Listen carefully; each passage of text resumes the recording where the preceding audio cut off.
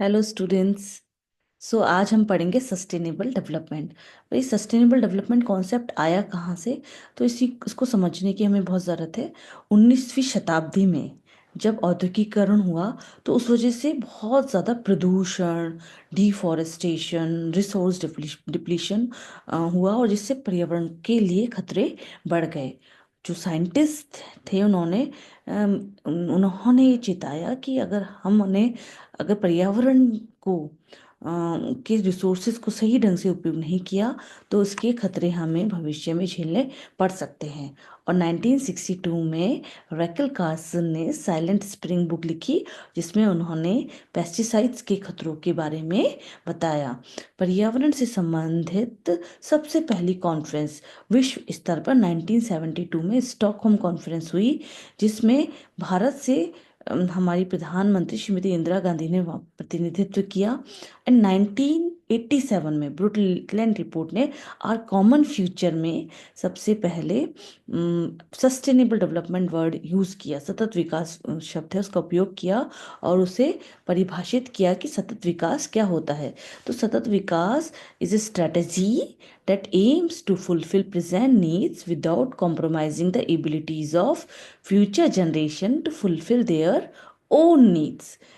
It means कि हम वर्तमान की जो जनरेशन्स हैं वो अपनी आवश्यकताओं की भी पूर्ति करें, और भविष्य में आने वाली जो जनरेशन्स हैं उनके लिए भी बचा के रखे। जो रिसोर्सेज हैं, पर्यावरण है, उसको बचा के रखे। वो होता है सस्टेनेबल डेवलपमेंट। जैसे आप उसका एग्जांपल्स के द्वारा ले सकते हैं। जैसे कि अगर हमारी कुछ सेविंग्स हैं या हमारी कुछ भी अर्निंग है, तो उसको पूरा ना खर्च करके उसको हम सेव करते रहें, तो हम हमारा खुद की भी जो ज़रूरत है वो पूरी हो सके, और आने वाली जनरेशन्स के लिए भी वो बचा रहे। सस्टेनेबल डेवलपमेंट के लिए ग्लोबल लेवल पर 1992 में रियो अर्थ समिट हुआ, जिसमें एजेंडा 21 डिसाइड हुआ, जो सस्टेनेबल डेवलपमेंट पर ही फोकस था। एंड 2000 में एमडीजीज मिलेनियम डेवलपमेंट गोल्स बनाए गए, जिसमें का मुख्य उद्देश्य था सस्टेनेबल डेवलपमेंट प्राप्त करना। एंड जब एमडीजीज को 2015 तक प्राप्त नहीं किया जा सका, तो 2015 में एसडीजीज बनाए गए, सस्टेनेबल डेवलपमेंट गोल्स। ये सस्टेनेबल डेवलपमेंट गोल्स हैं, ये 17 गोल्स हैं बच्चों। तो इन 17 गोल्स का ये टारगेट है कि 2013 तक हमें इन्हें प्राप्त कर लेंगे। इसमें मुख्यतः जो है कि कोई भी गरीब ना रहे, सभी को शिक्षा मिले, सभी का स्वास्थ्य अच्छा हो, जेंडर इक्वलिटी, सभी को क्लीन वाटर मिले, सभी को फ्रेश एयर मिले, पॉल्यूशन को कंट्रोल करना, क्लाइमेट चेंज को कंट्रोल करना जो एक सबसे बड़ी चुनौती है। तो वो ये सभी इसके मेन मुद्दे मुद्दे थे। तो मुख्य वैसे 17 मुद्दे हैं। अगर हम कुछ देखें कि कुछ भविष्य के लिए कुछ चुनौतियां हैं कि कैसे अगर हमें सतत विकास चाहिए, तो हमें ग्रीन टेक्नोलॉजीज हैं उनका प्रयोग करना पड़ेगा। पर इन ग्रीन टेक्नोलॉजीज का हम किस तरह से उपयोग कर सकते हैं, वो एक सबसे बड़ी चुनौती है।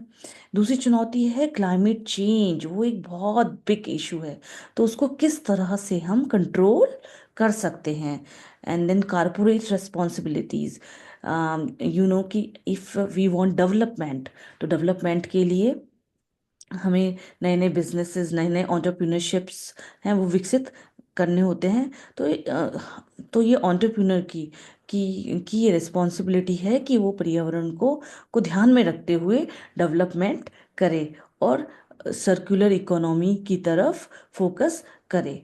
ये सब चुनौतियां हैं। अब हम सस्टेनेबल डेवलपमेंट के बारे में समझते हैं। सस्टेनेबल डेवलपमेंट को जैसे मैंने आपको या है कि सस्टेनेबल डेवलपमेंट क्या होता है। अब सस्टेनेबल डेवलपमेंट है ये 3 पिलर्स पे। It is it it is based on 3 pillars. Those are economic, social and environmental. अगर इनमें से एक भी पिलर डिस्टर्ब होता है तो सस्टेनेबल डेवलपमेंट प्राप्त करना बहुत मुश्किल है। अब हम इन पिलर्स को एक एक करके समझेंगे। तो सोशल, अगर हम बात करते हैं सोशल डेवलपमेंट की। तो सोशल डेवलपमेंट है वो, सोशल इंक्लूजन बहुत ज़रूरी है सस्टेनेबल डेवलपमेंट के लिए। सोशल इंक्लूजन जैसे कि हर किसी को शिक्षा प्राप्त हो सके। अगर आप समाज में आगे बढ़ना चाहते हैं तो उसके लिए शिक्षित होना, लोगों का शिक्षित होना बहुत ज़रूरी है। सभी को भोजन मिलना बहुत ज़रूरी है, सबको घर मिलना ज़रूरी है, और सभी की हेल्थ है वो अच्छी होना ज़रूरी है। इसके लिए तो हेल्थ फैसिलिटीज़ मिलना ज़रूरी है, और सभी को एक डिसेंट वर्क, एक काम है वो मिलना ज़रूरी है। तो जब सामाजिक विकास होगा तो सस्टेनेबल डेवलपमेंट की तरफ हम बढ़ेंगे। देन इसका हम अगर एनवायरमेंट डेवलपमेंट,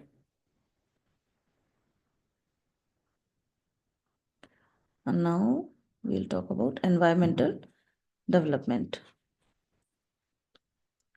तो एनवायरमेंटल सस्टेनेबिलिटी में आता है आपका renewable energy, pollution control, resource conservation and climate action. तो क्लाइमेट चेंज है वो एक बहुत बड़ी समस्या है।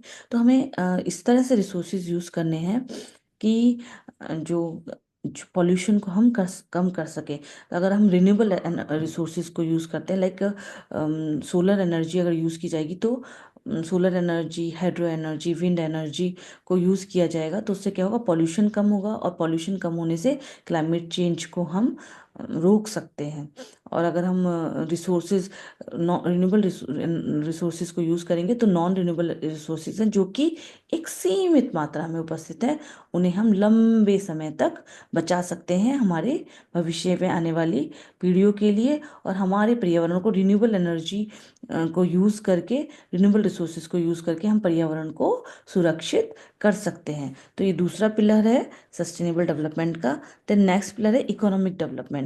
तो हम जिस सोसाइटी में रहते हैं वहाँ पर सभी को अपने आप को आगे बढ़ने के लिए इकोनॉमी है वो स्ट्रांग होना ज़रूरी है।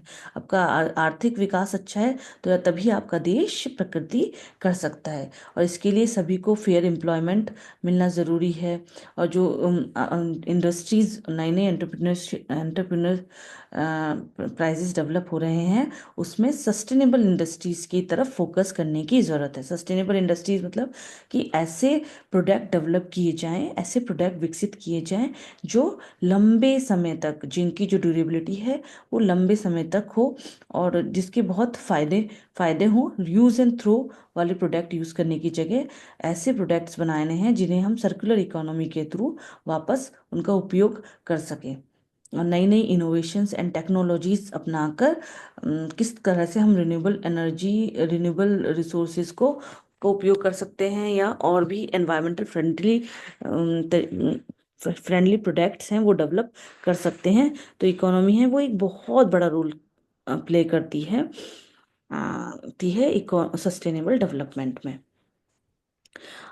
अगर हम इन तीनों पिलर्स की एक साथ बात करें, ऑल थ्री प्लस के एग्जांपल लेते हैं। जैसे अगर हम सोलर डेवलपमेंट प्लांट है वो लगा रहे हैं, तो सोलर डेवलपमेंट प्लांट लगा रहे हैं तो ये अम, एक तरह से इन्वायरमेंटल फ्रेंडली है, मतलब रिन्यूएबल एनर्जी से हमें प्राप्त होगी, सूर्य से एनर्जी प्राप्त होगी, तो ये एनवायरनमेंट के लिए एक सेफ गार्ड की तरह कार्य करता है, पॉल्यूशन नहीं होता है इससे। दूसरा, अगर हम इकोनॉमिक की बात करें तो सोलर पैनल्स के बनाने के लिए और इसके उपकरण बनाने के लिए हमें इकोनॉमी की ज़रूरत है, एक इकोनॉमिक सेक्टर की ज़रूरत है।